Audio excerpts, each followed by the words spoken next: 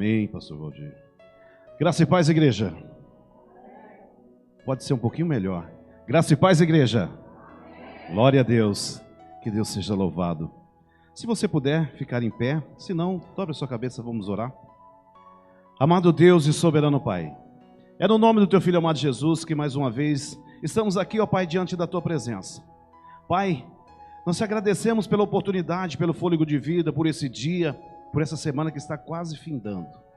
Agradecemos ao Senhor por esse mês também que está quase findando. O Senhor cuidou de cada um de nós. O Senhor nos abençoou. Foi o Senhor que nos conduziu até aqui, Pai. Obrigado, Deus. Obrigado sim, porque o Senhor tem Tuas mãos fortes colocadas sobre nós, mas não deixa nenhum mal nos afligir. Nós passamos sim por provações, algumas dificuldades algumas vezes, mas é o Senhor quem cuida de nós. Te louvamos, Pai, te agradecemos. Pai, convém que eu saia de cena, que o Senhor apareça, que eu diminua e que o Senhor cresça. Use Teu servo, Pai, para trazer a palavra direto do Teu coração ao coração de cada um que aqui se faz presente. Fala, Senhor, que nós possamos ouvir e entender aquilo que o Senhor tem para nós nessa noite, porque eu sou tão pequeno diante da Tua presença, mas posso ser usado com tão grande é o Senhor na minha vida. Te agradeço, Deus, por tudo, em nome de Jesus, amém. Podeis assentar.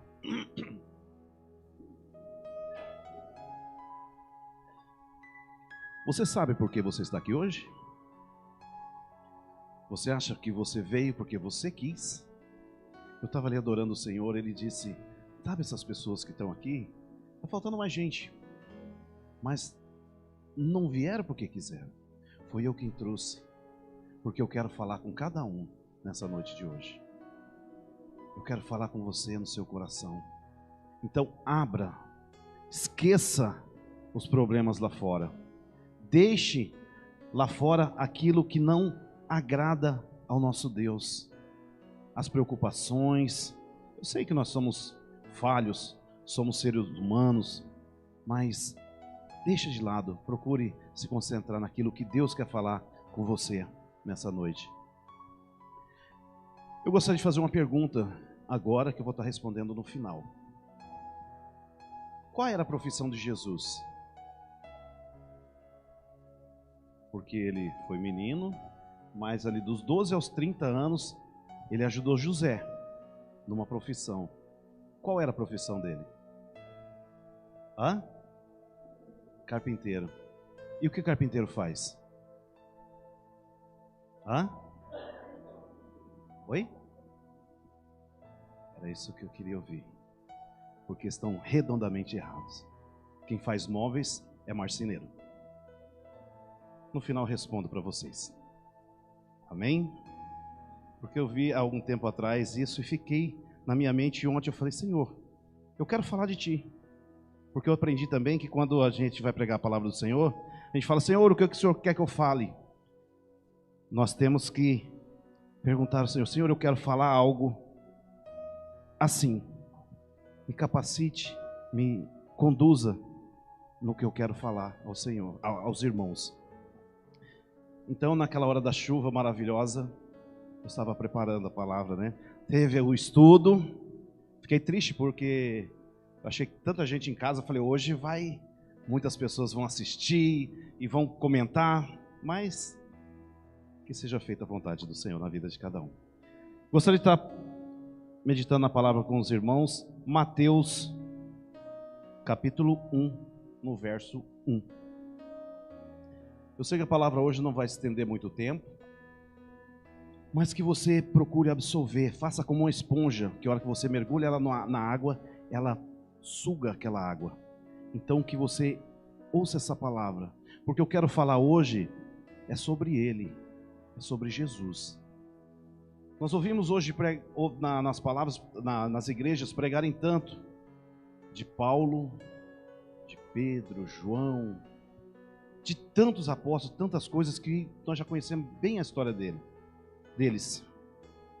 A de Jesus também conhecemos, mas eu peço ao Senhor que me leve hoje de uma forma diferente a nós entendermos o livro da geração de Jesus Cristo, filho de Davi, filho de Abraão.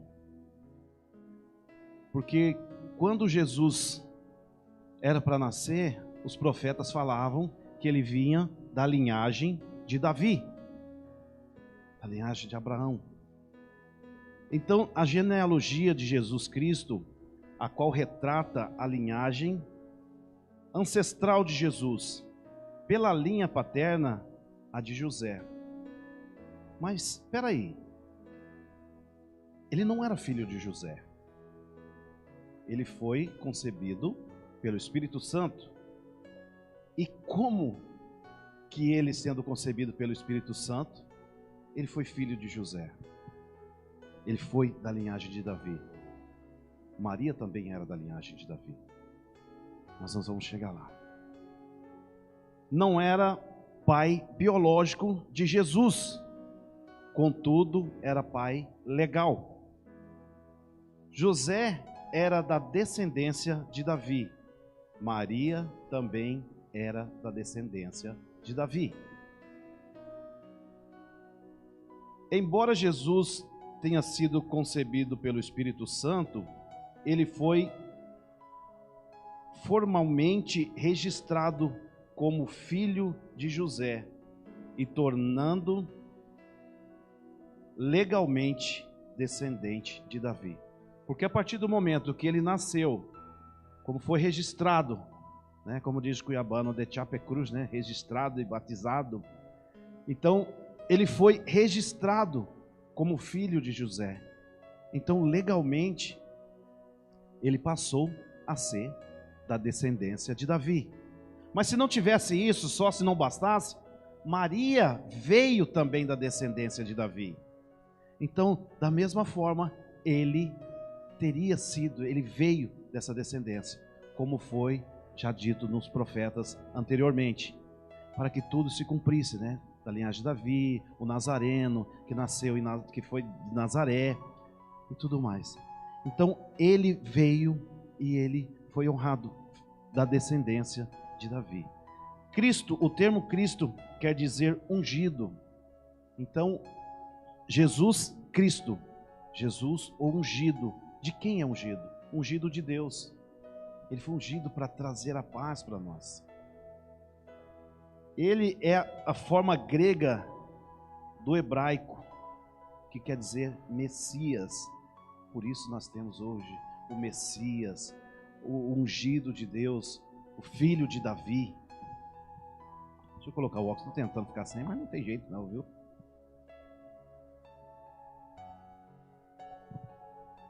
Foi ungido como profeta. O que o profeta faz?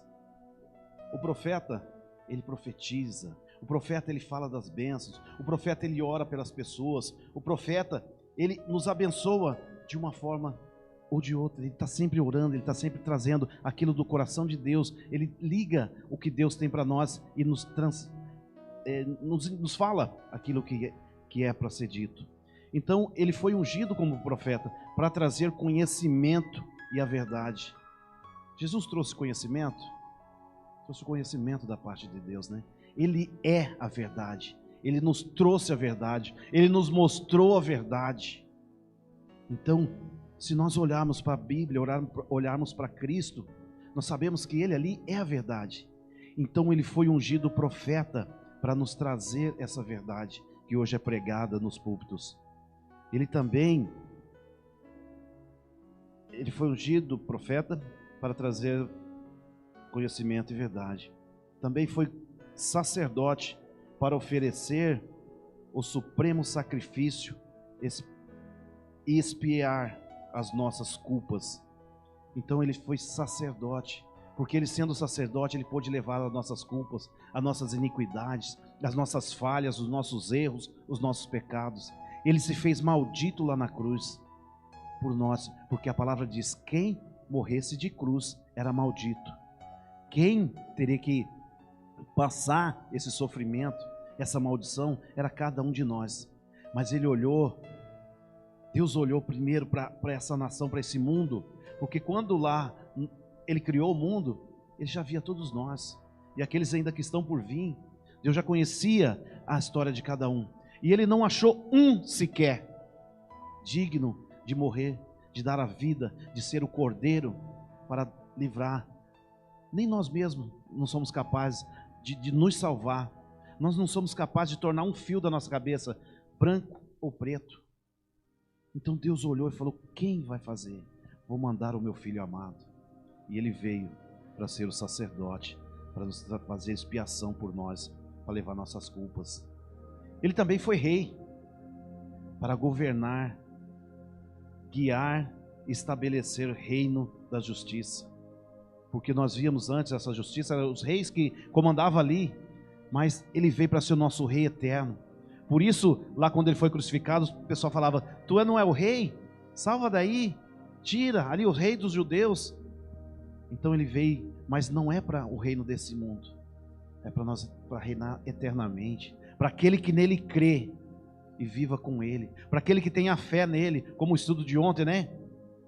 Fé em Cristo. Essa fé é que nos leva a estar mais perto de Deus. O arrependimento dos nossos pecados, o arrependimento das nossas falhas, que nos leva mais próximo do Senhor. Então que nós possamos olhar para dentro de nós, nos arrepender das nossas falhas, das nossas iniquidades, e vamos confiar plenamente. Não é porque você está passando uma dificuldade que Deus não está do teu lado. Não é porque as coisas estão difíceis que Ele não está do seu lado. Ele está. Se Ele não estivesse perto de você, cuidando de você, pode ter certeza que estaria 10 vezes pior, ou mais. Então Ele é quem está do seu lado, Ele é quem está cuidando de você, Ele é o seu rei, é o seu pai. Amém? Carpinteiro. Vamos trazer então o carpinteiro. Quando Deus foi criar o mundo, Ele teve que esquadrinhar, Ele teve que arquitetar, Ele teve que fazer tudo. Hoje em dia nós temos arquiteto, nós temos paisagistas, nós temos o arquiteto é o que desenha. Tem um arquiteto, fugiu o nome do outro aqui, o engenheiro. Então o engenheiro ele faz o projeto, o arquiteto vai lá, desenha, e essas coisas todas. Jesus, como filho de Deus, ele sendo carpinteiro junto com José, ele teve que aprender a preparar o terreno. Ele teve que ali naquela época se construía muita casa de pedras, colocando pedras sobre pedras, que quando ele falou que derrubaria, que tudo se findasse, não irá ficar pedras sobre pedras. Então para isso Jesus, ele teve que esquadrinhar, ele teve que, como Deus fez o mundo, teve que planejar. Ele junto com José para fazer uma casa, ele tinha que planejar, tinha que arquitetar. Nós vamos levantar essa parede, como que nós vamos fazer isso aqui? Como que nós vamos levantar esse telhado? Como que nós vamos colocar? Porque os telhados lá era reto, como a laje de hoje. Então tinha muita engenharia através disso. Então Jesus, ele foi carpinteiro. Ele não fazia móveis. Quem faz móveis é o marceneiro. Ouça muita gente falando: não, Jesus carpinteiro, fazia móveis, cuidava. Não, ele planejava. Assim como Deus planejou a nossa vida, assim como Deus tem esquadrinhado a nossa vida todos os dias, nos colocado no prumo. Quem mexe com construção, né, sabe que é o prumo, uma bolinha ali que coloca, se tiver um pouco para lá, um pouco para cá, tem que acertar a parede para lá e para cá. Então Deus, ele vem nos esquadrinhando sempre, colocando no prumo, para que nós sejamos retos diante da presença dele. Se nós estivermos um pouquinho para lá, ele fala: filho, vem para cá. Se você está muito para a direita, não, vai para a esquerda, acerta. Temos que estar alinhado na presença dele. Então o carpinteiro nessa época, ele fazia tudo. Ele alinhava, ele esquadrinhava, ele planejava, ele arquitetava. Então, como um grande engenheiro, como um grande arquiteto, foi ele. Cuidou da nossa vida, esquadrinhou para que nós tivéssemos a liberdade de andar na presença dele, para que nós pudéssemos ser curados e livres, sarados de todos os males da nossa vida. Então, de hoje em diante, o carpinteiro, ele constrói nossos dias, todos os dias das nossas vidas. Há uma construção, tirando a velha natureza, o velho homem, e se fazendo novo na presença dele. Amém? Jesus é a forma grega do hebraico, Yeshua, Josué, que significa Senhor salva. Então, Yeshua, Senhor salva. O termo define a futura missão do filho de Maria, que era salvar o seu povo dos seus pecados. Então, Yeshua, né, o Salvador, ele veio para salvar as nossas vidas, para nos perdoar, para salvar dos nossos pecados. A missão dele era essa. Ele chegou como humano. Ele pediu a Deus: Senhor, se for possível, passa de mim esse cálice, mas que seja feita a sua, não a minha vontade. Então, que nós olhemos para isso, o sacrifício que foi feito lá na cruz por nós. E o pecado o pecado é o maior inimigo da raça humana. Sabe que é isso mesmo? Porque se você está andando na presença de Deus, está tudo certo com você, está tranquilo. Mas quando você peca, você está abrindo legalidade para que Satanás ele entre, para que ele bagunce a tua vida. Há muitas, você olha a pessoa, nossa, aquela pessoa está na igreja, está indo tão certinho, que bênção, é legal estar perto dela, é gostoso estar perto daquela pessoa. Quando ele sai da presença do Senhor, você olha, que tristeza. Esses dias eu vi um conhecido, falei, gente, mas esse cara não está legal, ele está diferente. Porque há tempos atrás, ele estava na presença do Senhor, que ele tinha saído das drogas, ele foi para a presença do Senhor, dava gosto de estar perto dele. Conversei, falei rápido com ele, vi de relance, falei, mas está esquisito, está diferente, o que está acontecendo? Aí há poucos dias, chegou uma outra pessoa conhecida nossa, pastor, ore por fulano, porque ele voltou a cair no mundo das drogas. Aí eu falei, pronto, está aí o porquê que ele está com essa cara, com essa feição tão horrenda. Porque quando o cristão, quando a pessoa está na presença de Cristo, por mais que ele não tenha dinheiro, por mais que as coisas estão difíceis, por mais que você chegue perto da pessoa, está aquela roupinha surrada, mas está limpinha. Você chega perto do cristão, ele está limpinho, ele está cheiroso. Ah, as coisas estão difíceis, está difícil, irmão, mas vai dar certo, Deus vai fazer com que melhore.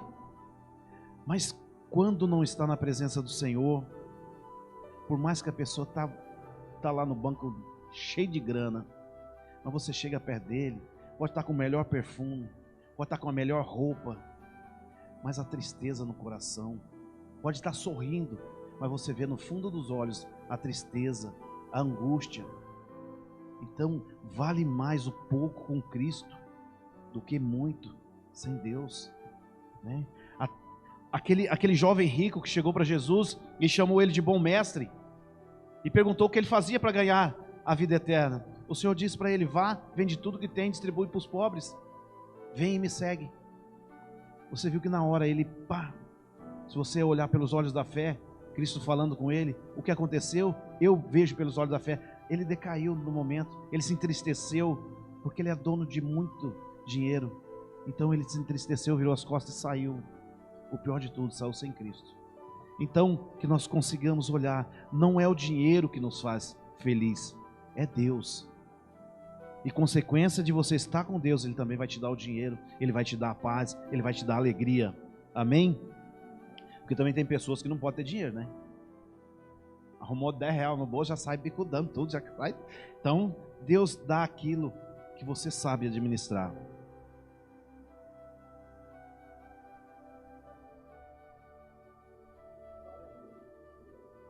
Do inimigo da raça humana, arruinando a vida e a alma das pessoas, o pecado.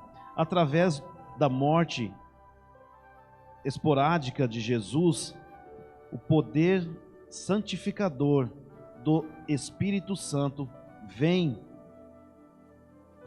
e Jesus é liberado da culpa e da escravidão e do pecado. Então, no momento que nós cremos, que nós olhamos para Cristo, o Espírito Santo que está nessa terra, ele vem, ele habita, faz habitação em nós, e nós conseguimos ficar livre do pecado, da escuridão. Livres não, né? Nós estamos aí, vacilou, vai pecar, mas ele nos fortalece todos os dias para que nós desviemos do pecado. Então que nós venhamos olhar para Cristo, agradecer a Ele por Ele ter dado a vida lá na cruz, por Ele ter se feito maldito e ter vindo aqui nessa terra e dar a vida por nós, para nos perdoar de nossos pecados.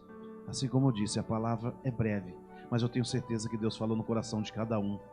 Que Deus possa tocar naquilo que você almejou, aquilo que você esteja pensando, Senhor, eu estou precisando disso, estou precisando daquilo, e Ele tenha tocado no seu coração. E que vamos falar mais de Cristo, vamos falar mais de Jesus, porque foi Ele que deu a vida lá na cruz. Ele é o único santo. João 14,6 diz: eu sou o caminho, a verdade e a vida. Ninguém vem ao Pai senão por mim. Então busquemos somente a Ele. Busquemos somente a Ele. Olhe para a cruz, o sofrimento. Quando Ele apanhava lá, Pedro, Paulo, os outros vazaram de perto. Não aguentaram ver o sacrifício. O que Ele passou por nós. Quando você estiver próximo de pecar, próximo de falhar, você vê que, porque quando a gente vai pecar, tem alguma coisinha que aciona. Então você traga na sua mente o sofrimento lá da cruz. Traga na sua mente o que Jesus passou por você. E você vai ver, você vai conseguir desviar desse mal.